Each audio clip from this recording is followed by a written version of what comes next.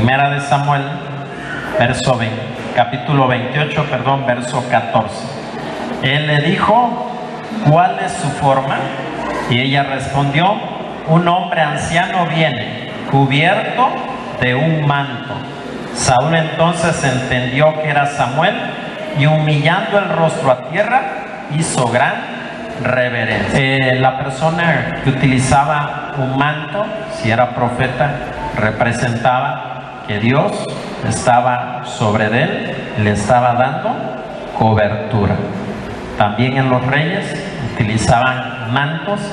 Recuerda la historia cuando Saúl está persiguiendo a David.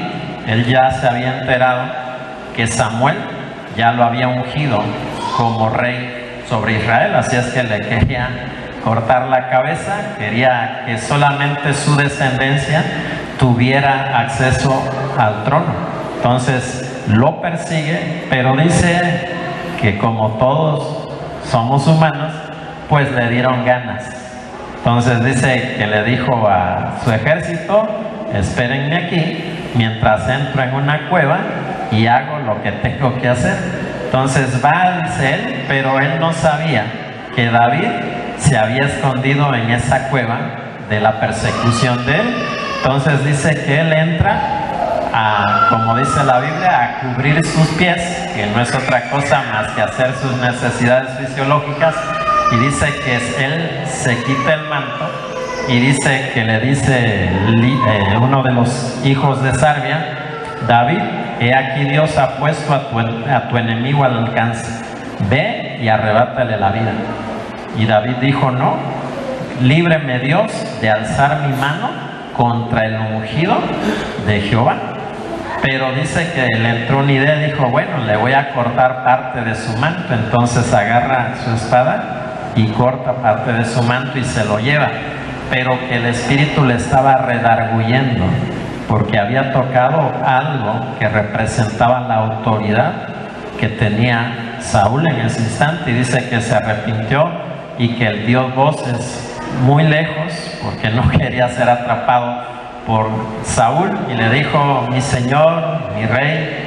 Y fue que él observó que David le estaba llamando y dice: mira, te han confundido porque tú piensas que yo voy a darte un golpe de estado para quedarme con el reino, pero mira, si yo he querido matarte, aquí está parte del manto. En lo que tú entraste a la cueva, yo pude haberte matado, pero te pido perdón, yo no voy a alzar mi mano contra el ungido del Señor. Entonces vemos cómo el manto era una protección, era autoridad que Dios le daba a los profetas y a los reyes. El manto era esa identificación. Cuando alguien veía a alguien con esa vestidura, decían: este es alguien importante delante de Dios. Por eso cuando Saúl, ya perdido, ya el Espíritu Santo se había ido de él, ya no le respondía ni por profeta, ni por Urim, ni por Tumim, que eran unos utensilios que se utilizaban para que Dios respondiera. Él había quitado todas las brujas del reino de Israel.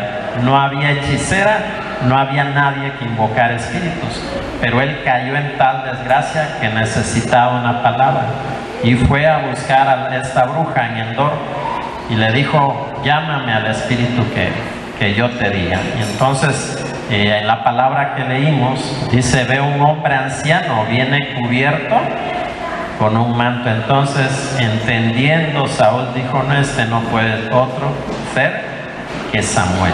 Entonces el manto representa la autoridad de Dios sobre la vida de algún creyente, y también la cobertura que le da Dios mientras esté ese manto sobre de él.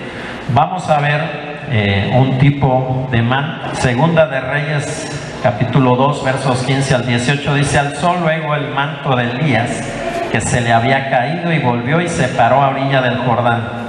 Y tomando el manto de Elías, que se le había caído, golpeó las aguas y dijo: ¿dónde está Jehová, el Dios de Elías? y así que hubo golpeado del mismo modo las aguas, se apartaron a uno y a otro lado, y pasó Eliseo. Viéndole los hijos de los profetas que estaban en Jericó al otro lado, dijeron: el espíritu de Elías reposó sobre Eliseo. Y vinieron a recibirle y se postraron delante de él. Si usted lee la historia completa, Elías era un profeta poderoso de parte de Jehová. En aquel tiempo había un rey que se había casado con una sacerdotisa de Baal, era el rey Acab, y tenía por ahí a Jezabel, que era una sacerdotisa de Baal. Baal era el ídolo contrario a Jehová, que los israelitas fornicaban con él y Dios se enojaba mucho. Entonces, en la propia casa del rey había esta manifestación demoníaca, y Elías dice que oró para que en el cielo de Israel no hubiera lluvias durante 3 años y medio, y el cielo se cerró, y por misericordia de Dios otra vez Elías volvió a orar y los cielos se abrieron. Entonces era un profeta poderosísimo en la palabra, pero él necesitaba un sucesor, alguien que siguiera hablándole al pueblo de Israel. Entonces dice que ve a Eliseo. Eliseo era un campesino, pero conocía acerca de Elías, y dice que le vio y echó su manto sobre él, es decir, estaba reconociéndole como su sucesor. Y en ese momento dice que Eliseo le dijo: permíteme que ofrezca holocaustos con mi familia y después te siga. Y Elías, como no queriendo decirle nada, dice: bueno, pues yo no te he llamado, si tú quieres hacerlo así, hazlo. Entonces Eliseo se da cuenta de que este hombre era un profeta poderosísimo, y o sea, ya le había dado la oportunidad de sucederlo, pero él quería una doble porción. Imagínense, este hombre no se quiso quedar con solamente cerrar y abrir los cielos, sino dijo: dame una doble porción de lo que tú tienes. Lo que tú tienes yo lo anhelo, no para hacer el mal, sino para que Israel pudiera volver su corazón al Dios verdadero. Y le dijo: dame de la doble porción de lo que hay en ti, dame eso, pero a lo doble. Y Elías le dijo: bueno, cosa difícil has pedido, pero si me ves partir, se te concederá. Y entonces Eliseo se le pegó, dice, como una lapa, como un ostión a la roca, así se le pegó, porque quería, anhelaba esa doble unción. Y lo vemos aquí, como él, el primer milagro que hace es con el manto. El manto representa aquí la autoridad, la unción delegada. Lo que Elías tenía ahora fue depositado en Eliseo, doble potencia. Nosotros como cristianos tenemos autoridad. ¿Cuántos lo creen? Usted, si ve un endemoniado, si lo echa fuera. Es por eso que nosotros debemos reconocer a nuestras autoridades. Así como Eliseo reconoció a Elías como profeta de Dios, así también debemos reconocerle, porque la cobertura que estaba sobre Elías cayó también sobre Eliseo, del maestro al discípulo. Nosotros debemos de reconocer a las autoridades que Dios ha puesto sobre nuestra vida, porque solamente bajo cobertura nosotros podemos tener autoridad. Si usted es un rebelde sin causa, que casi no hay aquí en Pinotepa, aquellos cristianos que dicen: sí, soy cristiano, ¿a qué iglesia asisten? No, yo no asisto a ninguna iglesia. ¿Quién es su pastor? No, Jehová es mi pastor. Entonces, a alguien así no le funciona la autoridad. ¿Por qué? Porque es una unción que se le delega de su autoridad. Así como vemos a Eliseo, que recibió de Elías esta unción y que ahora hizo esta cantidad de milagros. Si usted lee todo el segundo libro de Reyes, se dará cuenta los tremendos milagros que hizo este varón de Dios. ¿Por qué? Porque la unción que tenía Elías, ahora él la tenía. Nosotros de la misma manera funcionamos bajo autoridad, bajo cobertura de alguien que es superior en autoridad sobre nosotros. No está bajo cobertura de esa autoridad, los demonios no se le van a sujetar. Así como los hijos de Seba le van a dar una tunda, pero marca acme, porque usted no está bajo cobertura. Eliseo sabía de esto, por eso anheló tamaña bendición.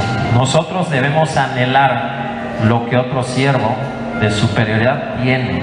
¿Por qué? Porque lo podemos obtener siempre y cuando nos sometamos a la autoridad. No es malo anhelar la autoridad que tienen siervos de Dios. Lo malo es estarles no reconociendo su autoridad o hablando mal de ellos. Eso, créame que va a traer maldición a su vida. Nosotros como cristianos tenemos autoridad. ¿Cuántos lo creen? Usted tiene autoridad. Como creyente, Dios nos dio autoridad. Vamos a Lucas capítulo 10, verso 19. Sea aquí os doy potestad. Esa palabra potestad, si usted la busca en el original griego, también se encuentra como autoridad, como cobertura, para hollar serpientes y escorpiones y sobre toda fuerza del enemigo, y nada os dañará. En Estados Unidos hay una secta, porque no puedo decir que es iglesia, que verdaderamente hacen esto, No sé si alguno de ustedes ha identificado esta iglesia. En las series de televisión muchos sacan que al momento de que están adorando a Dios, sacan de un baúl serpientes y se las van pasando y dicen: el que es verdadero creyente, aunque le muerda la serpiente, no le va a pasar nada. Y así se las pasan, y ahí usted los ve alabando y adorando con las serpientes en las manos. O sea, ellos literalmente creen que la serpiente, el veneno, no les hará daño, aunque sí hubo un líder de ellos que se murió por una picadura de serpiente. ¿Ustedes creen que está hablando de serpientes y escorpiones literales? Obviamente que no. Obviamente, si te pica un alacrán, pues te va a hacer efecto. El veneno de esos animales se entume. Hay algunos que no lo aguantan porque son muy sensibles ante ese veneno. Pero lo que nos está diciendo la palabra es que nosotros, el poder del enemigo no nos va a afectar. Recuerden que ¿quién es la serpiente antigua? Satanás. Entonces, lo que nos está diciendo la palabra es que no temas de aquellos que dicen que tienen el poder de Satanás para hacerle mal a tu vida. Ustedes, no sé si lo hayan tenido ese tipo de guerra con algún mago, algún hechicero que les ha dicho: mira, si yo le pido a tal espíritu, tu vida puede convertirse en un calvario y te puede suceder esto, y mira, no me busques porque... Y usted dice: ay, bueno, está bien, pues sí, tienes poder. No, aquí dice que todo eso no puede hacernos daño. ¿Por qué? Porque estamos bajo cobertura.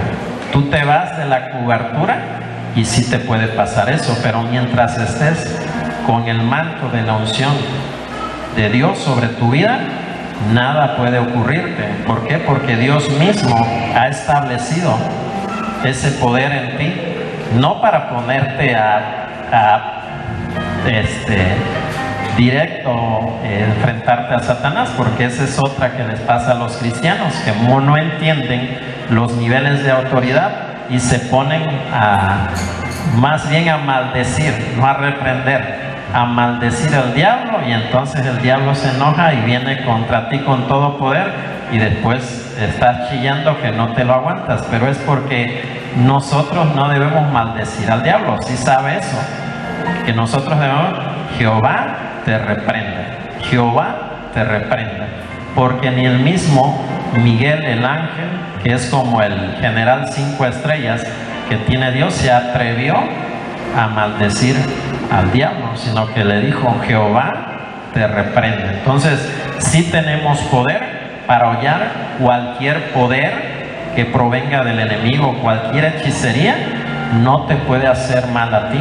Así es que no temamos de aquellos que quizás nos amedrentan con que: mira, yo soy sacerdote vudú y puedo hacer un muñequito y ponerle alfileres, y después te va a doler la cadera, y después el pie, y después no. Todo ese poder no funciona siempre y cuando estés bajo cobertura. Vamos a ver en Ruth capítulo 3 versos 14 y 15. Dice: y después que durmió a sus pies hasta la mañana, está hablando de Ruth, cuando va a buscar a un pariente de Noemí llamado Booz. Dice: se levantó antes que los hombres pudieran reconocerse unos a otros, porque le dijo: no sepa que vino mujer a la era. Estaban recogiendo el trigo, era un tipo de hacienda donde el dueño era este pariente de Noemí, la suegra de Ruth. Y dice: después le dijo: quítate el manto que traes sobre ti, tenlo. Y teniendo él midió 6 medidas de cebada y se lo puso encima, y ella se fue a la ciudad. Y cuando llegó donde estaba su suegra, que era Noemí, esta le dijo: ¿qué hay, hija mía? Y le contó ella todo lo que con él, aquel varón, le había acontecido. Si ustedes recuerdan, me imagino las damas que asistieron al Congreso hace un año. ¿Quiénes asistieron al Congreso? ¿Y ahora van a asistir? Como que no las veo muy convencidas, pero tienen que asistir. La historia de Ruth es la historia de nosotros, la iglesia gentil. Así se entiende a través de la historia. ¿Por qué? Porque esta mujer era moabita, que era descendientes de Lot y su hija. Recuerde que cuando Dios castigó a Sodoma y a Gomorra, Lot vivía ahí y salió disparado y ya no quiso volver a otra ciudad, así es que se fue a esconder a una cueva con sus 2 hijas, y las 2 les dieron de beber y las 2 parieron hijos de él, y uno de ellos era el pueblo de Moab, un pueblo bastante depravado que continuamente buscaba distraer al pueblo de Israel, atrayéndolo con fornicación. Y entonces era un pueblo muy depravado, y Ruth era moabita. Y lo terrible del asunto es que se casó con un israelita, hijo de Noemí. Entonces dice que se fue Noemí de Israel, y allá se le murió su esposo y se le murieron sus 2 hijos. Tenía 2 nueras. Una de ellas, Ruth, le dijo: yo te sigo a donde vayas. Y Noemí le dijo: yo ya no tengo hijos, ¿con qué edad? Y aunque volviera a casarme, te esperarías 22 años hasta que creciera ese hijo mío y dártelo para que te cases con ella. Vas a perder el tiempo, mejor regrésate a tu país. Y ella le dijo: no, desde en este momento tu Dios será mi Dios y yo te seguiré a donde vayas. Así es que volvieron a Israel, y como tenían posesiones, en aquel tiempo las mujeres no heredaban posesiones, solamente los hombres.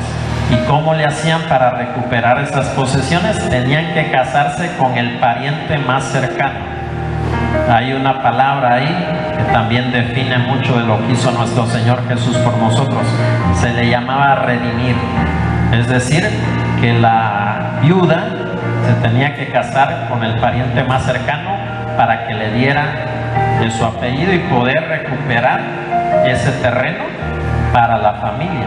Entonces hay algunos que decían: bueno, está bueno el terreno, pero si yo me caso con esta, van a salirle hijos y yo tengo propiedades. Y estos hijos no solamente van a heredar esa propiedad que es de ella, sino también lo mío. Entonces mejor no, porque ahí estoy dando la entrada a que esta mujer me para hijos y se queden también con lo que yo he producido. Entonces, para no hacerles la historia larga, vos representa un tipo de nuestro Señor Jesucristo. Dios, a la que era viuda, menospreciada, gentil, le dio un manto y la cubrió y le dio un pacto. Es decir, se casó con ella, tuvo hijos y de esa mujer salió el rey David. Ruth es bisabuela del rey David. ¿De dónde sale la genealogía del Mesías? Le digo esto porque eso representa nuestra historia. Dios es un Dios de pactos. Dios nos hizo recuperarnos a Él como sus hijos. Ya no somos un pueblo maldito, un pueblo que no conoce la ley. Ahora Jesucristo nos ha redimido, así como vos redimió a Ruth y la recuperó, no solamente las posesiones de su familia, sino que le dio estabilidad, le dio futuro. Eso es lo que hace Dios con cada uno de nosotros. Cuando cada uno de nosotros acepta la cobertura del Señor, se arrepiente de sus pecados y acepta la paternidad de Dios, eso hace Dios con cada uno de nosotros. Nos da un nombre. Ya no somos extranjeros y advenedizos, como dice la palabra, mas ahora dice que somos hijos suyos. Él no se avergüenza de llamarnos hijos. Nosotros sí nos avergonzamos. ¿Eres cristiano? No, hombre, la vieja que me lleva ahí, pero yo no, yo no. Pero si te veo, hombre, que vas con tu bibliota ahí negra, no, te aseguro que es la señora la que me obliga a ir, pero yo no quiero. O sea, hasta dónde llegamos a veces por tratar de complacer al mundo. Pero Él no se avergüenza de llamarnos hijos. Ahorita el pastor habló acerca del hijo pródigo. ¿Y qué razón hay en esa historia? Cuando nosotros nos arrepentimos, nos vamos de la casa del Padre a estar allá afuera en el mundo y regresamos. No crean que Dios nos está esperando con una vara a darnos hasta por debajo de la lengua, no. Él nos acepta de nuevo como hijos y obviamente nos da de nuevo la cobertura, nos restablece el pacto que hicimos con Él. Ese pacto no está invalidado porque es un pacto, mire, de sangre. No sé si ha visto esos que dicen, ay, es que somos hermanos de sangre, porque se cortan ahí con una navaja y ya se dan la mano y dicen, somos amigos de sangre. Pues créame que cuando nuestro Señor Jesucristo nos redimió, su sangre hizo un pacto eterno. Él va a ser nuestro Padre siempre.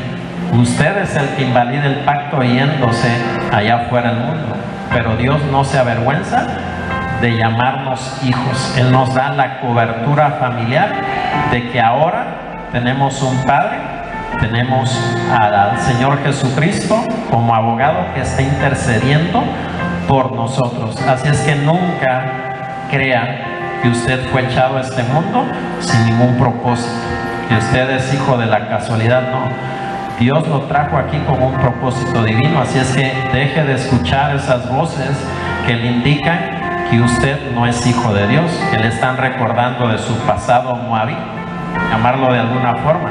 No deje que esas voces le entorpezcan la mente para estar siempre recordando un pasado que Dios ya lo borró. Sea por favor consciente de que Dios ha pagado un alto precio por usted, precio de sangre. Nos ha redimido para ser reyes y sacerdotes. No nos dio tamaña cobertura para ahora venirla a desperdiciar como el hijo pródigo, viviendo impíamente. Todas las maldiciones que teníamos como familia se rompen cuando nosotros aceptamos la cobertura del Señor Jesucristo. Todas las maldiciones. Hay gente que venía de familias disfuncionales. Pero cuando tú recibes la protección de Dios, ahora tu familia es bendecida. Y tus hijos no van a conocer el divorcio. Tus hijos no van a conocer las drogas, ni el alcohol, ni vivir impíamente. Hay algunos que, como nos decían allá en el retiro de pastores, hay madres que hasta dicen: prefiero verte drogadicto, prefiero verte borracho a verte en una iglesia cristiana. Qué pena me das. Imagínense, un padre o una madre que prefiere ver a su hijo muerto a que esté aquí recibiendo bendición. Todas esas maldiciones son canceladas. El acta de decretos que estaba sobre nuestra vida, que lo tenía el diablo y diciendo: yo te voy a convertir en hijo del pecado, hijo de la maldad, Dios la destruyó. Ya no hay que temer. Ahora somos hijos, y cada vez que tú vas al Padre, hay presencia de Dios sobre tu vida, siempre y cuando tú abras el corazón. Dios está dispuesto para perdonarte, sea cual fuera el pecado que cometieres. Es un Dios de pacto. No creas que ante el primer fracaso Dios va a salir huyendo y dejándote solo. Dios no es así. Dice que Él, aunque nosotros fuéramos infieles, Él permanece fiel. Él no puede negarse a sí mismo. ¿Quién dice un gloria a Dios? Nosotros, que nuestras vestiduras eran viles, ahora vino Dios a vestirnos. No sé si recuerdan ese pasaje en el libro del profeta Zacarías, que decía que Josué, el sumo sacerdote, no Josué el caudillo que metió al pueblo de Israel a la tierra prometida, este es otro Josué. El sumo sacerdote dice que estaba con vestiduras viles y que el diablo le estaba escarneciendo. Le estaba diciendo: ¿cómo es posible, Josué, tú siendo sumo sacerdote, mira con qué apariencia estás ministrando? Ve tus vestiduras. Y dice que Dios se enojó con Satanás y dice que mandó al ángel Miguel y dice: quítale esas vestiduras y ponle unas vestiduras sacerdotales. Para que se pueda ministrar, necesitamos el manto de justicia de nuestro Señor. Dice que Él, pasando nuestros delitos y pecados, ahora nos ha perdonado. Ahora somos justificados por la fe puesta en Él. En aquel tiempo la ley decía: haz esto, haz lo otro si te quieres ganar tu salvación. Mas ¿qué dice ahora Dios? Solamente cree en el Señor Jesucristo. Solamente por la fe, por la gracia, puedes ser salvo, ya no por tus obras. Y Dios lo que nos hace cuando nosotros recibimos ese manto de justicia es ahora capacitarnos para poder ministrar al pueblo y poder ministrar allá afuera donde no hay luz, donde hay oscuridad. Si tú vas en tus propias fuerzas a desarrollar un ministerio, créeme que vas a fracasar. ¿Por qué? Porque no tienes esa vestidura de pureza que solamente el Señor te puede dar. Así como este sumo sacerdote, que el diablo lo estaba injuriando y lo estaba denostando, así es la persona cuando deja entrar un pecado en su vida. Hay una mancha en la vestidura sacerdotal. ¿Cómo se limpia esa mancha? Con la sangre del Cordero. Apocalipsis dice que Juan preguntó por una multitud que vestía de blanco, lino fino y resplandeciente, y le dijo: estos son los que han vencido por la sangre del Cordero de Cristo. Cada uno de nosotros debe de hacer el firme compromiso de continuamente estar lavando sus vestiduras, el manto de justicia que Dios puso sobre nosotros al momento de elegirnos como su novia, porque la iglesia es la novia de Cristo que Él va a desposar, y necesita esa novia mantenerse en pureza.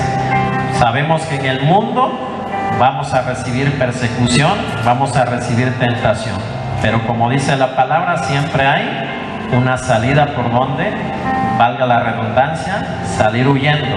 Como salió José cuando la mujer de Potifar le quería engañar y seducir, él salió huyendo, aún dejando sus ropas. Él dijo: lo importante es mantenerme en pureza. Es así como nosotros podemos vivir en victoria. Sabemos que Dios nos ha dado vestiduras de reyes y sacerdotes, pero para ministrar con poder se necesita vivir en pureza. No permitamos que nuestras vestiduras de reyes, de sacerdotes, sean manchadas por el pecado y la maldad. Tenemos un abogado allá arriba en el cielo, a Jesucristo, que intercede por nosotros. No permitamos que ante el pecado nosotros hagamos lo contrario, nos alejemos de Dios. En vez de acercarnos para recibir limpieza, al contrario, nos alejamos de Dios y bueno, ahorita no puedo ir al día del amigo porque tengo muchos problemas, pero el día que yo los resuelva, ahí estaré, amigo. Eso no funciona así. Primero tienes que venir a Cristo y tu vida tiene que ser limpiada, y después Dios va a ayudarte a ordenar tu vida. Pero no creas que con tu propia fuerza puedes limpiar tu alma. Necesitas la pureza que solamente puede dar una vida de rendición de cuentas. Eso es lo que tampoco como pueblo cristiano aquí en Pinotepa nos gusta hacer, rendir cuentas. Hay gente que dice, no, como decía un hermano en la célula, es que hermano, es que él es cristiano a su manera. ¿Cómo será ese cristiano a su manera? No, pues es que dice que él recibe de todo. Recibe de la metafísica, recibe del cristianismo, recibe del gnosticismo, recibe de todo. De todo un poco él va agregando, dice, y que él es cristiano. Pues, ¿qué tipo de cristiano será ese que hace un collage? Que hace, bueno, allá en Guadalajara hay una ensalada de frutas que se le dice campamocha. Le ponen de todo y es una como ensalada muy colorida. De todo tiene un poco. O sea, no como en los años 70, un movimiento que se llamó en Estados Unidos Jesus Freak. Ellos tenían un dilema. Había un dedo índice apuntando hacia el cielo, dice one way, his way, un solo camino, su camino. Jesús lo dijo claro, yo soy el camino. Ni Buda, ni Zoroastro, ni el líder espiritual que ustedes me digan ha dicho esa afirmación. Solamente nuestro Señor Jesucristo. Así es que nadie puede ser cristiano si no viene a Cristo. ¿Alguien puede decir eso? Hay muchos allá afuera en el mundo que dicen yo soy cristiano. ¿A qué iglesia asisten? No, a ninguna. ¿Quién es su pastor? Jehová es mi pastor. No, eso es un desorden. Nosotros somos cristianos porque estamos en una iglesia, estamos predicando la palabra de Dios, estamos trayendo a gente para que conozcan el camino y se vuelvan de sus malas decisiones. ¿Cuántos dicen amén? Por último, vamos a leer en Lucas capítulo 8, dice, se le acercó por detrás y tocó el borde de su manto, y al instante se detuvo el flujo de su sangre. La canción que hace ratito entonamos trata acerca de esta mujer Ciro-Fenicia, otra mujer que era gentil y que dice que ante una gran multitud que se agolpaba sobre Cristo, esa mujer era inmunda. Según la ley era inmunda, ella no se podía acercar a una persona. ¿Por qué? Porque le fluía sangre. Y en aquel momento todas esas mujeres eran excluidas de la congregación. Le decía, tú eres inmunda, tú no debes de acercarte aquí a la congregación hasta que sanes. Así eran las leyes en aquel momento.